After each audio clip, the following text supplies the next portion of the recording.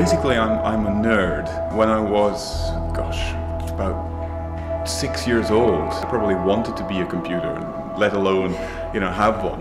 But, as I grew up, I, developed a love of drawing and painting, and eventually, but at the same time, I got my first computer, and I taught myself to program.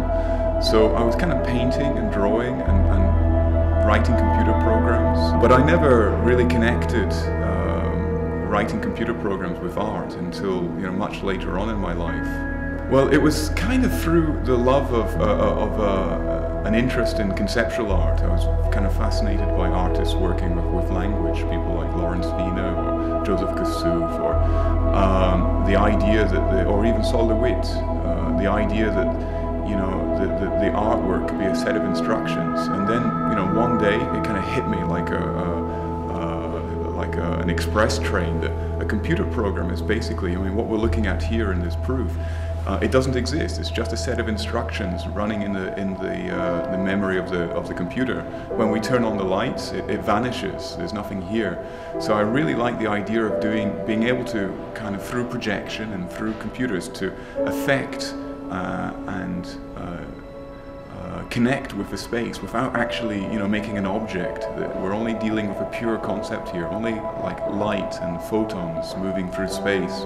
Literally, I don't get to see my artworks until, I'm in the place, and the reason to be here now is to make some tests and some proofs, because it's impossible to kind of, sit in my studio in Finland and create an artwork and transport it here and switch it on. It really has to kind of grow out of the building, and it takes on the history, the character, the formal, the color, the little bit of dust. That's all part of the richness of the work.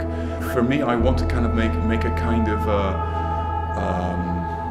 an experience that affects the viewer like very physically. It kind of hits you in the gut first. It's kind of like, wow, what's this? And then quietly the ideas creep up the spine and into the head. So I want to kind of kidnap the viewer and the audience. So what I'm trying to do is I'm trying to make a kind of connection between the computer program and then the mental experience of the people who engage with it. They become part of the software, if you like. The work is not complete until it has visitors inside it and taking their memories away. So the work evolves in the mind of the people and also in the simulacre of the computer. But that's what artworks do anyway. They live with you and they follow you around.